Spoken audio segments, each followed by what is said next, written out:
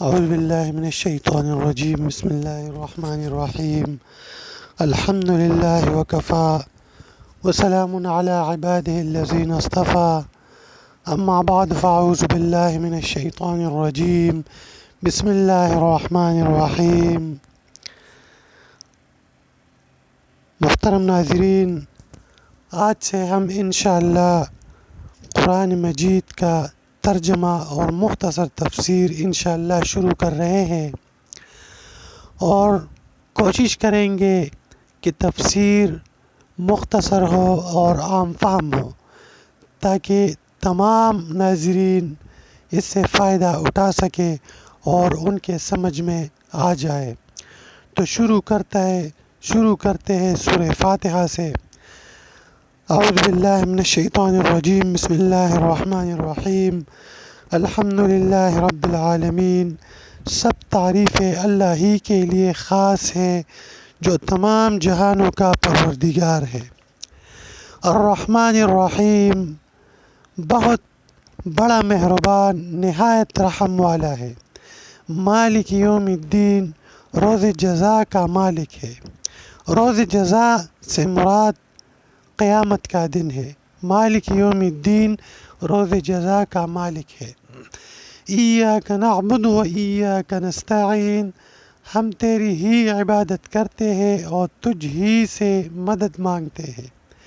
اہدنا الصراط المستقیم، ہم کو سیدھا راستہ دکھا۔ صراط الذین انعمت علیہم، راستہ ان حضرات کا جن پر آپ نے انعام فرمایا۔ غیر المغضوب علیہم ولا الضالین، جن پر غصہ نہیں کیا گیا اور جو گمراہ نہیں ہے۔ ناظرین، سورہ فاتحہ قرآن عظیم الشان کے شروع میں ایک سورت ہے اور یہ مکی سورت ہے۔ بعض علماء نے اسے مدنی بھی کہا ہے، اور بعض علماء تفسیر نے فرمایا ہے کہ یہ سورت 2 بار نازل ہوئی، ایک بار مکہ میں اور ایک بار مدینہ میں۔ اس سورت کے بہت سے نام ہیں، سب سے زیادہ مشہور نام الفاتحہ ہے۔ تفسیر اتقان میں 25 نام ذکر کیے ہیں، جن میں چند نام یہ ہے: فاتحۃ الکتاب، فاتحۃ القرآن، ام الکتاب، ام القرآن، السبع المثانی، سورۃ المناجات، سورۃ السوال، سورۃ الحمد، سورۃ الشکر۔ سورہ حجر میں اللہ تبارک و تعالیٰ فرماتے ہیں: وَلَقَدْ آتَيْنَاكَ سَبْعًا مِّنَ الْمَثَانِي وَالْقُرْآنِ الْعَظِيمِ، اور ہم نے آپ کو 7 آیاتیں دی جو بار بار پڑھی جاتی ہے، اور قرآن عظیم دیا۔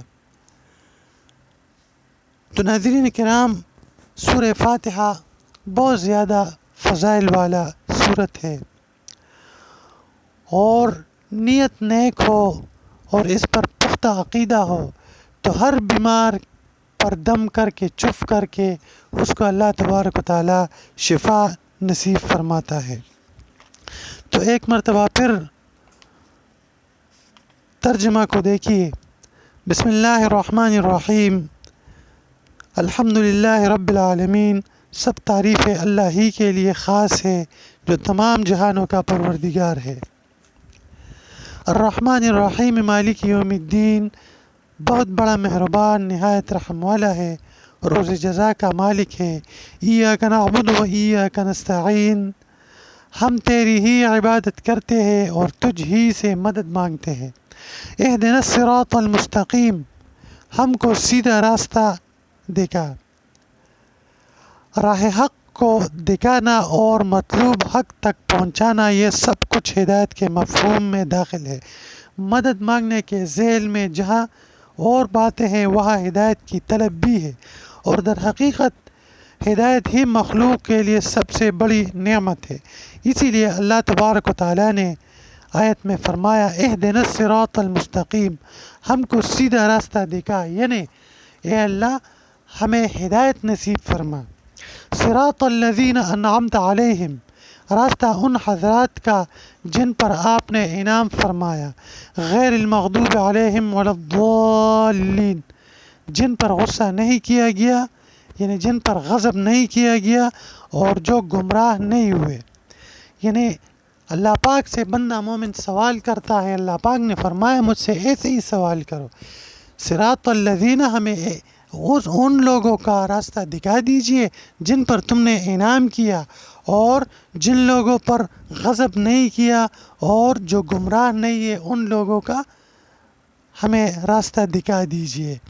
تو ناظرین، آج کے اس سبق کے لیے اتنا ہی کافی ہے۔ وآخر دعوانا ان الحمد للہ رب العالمین۔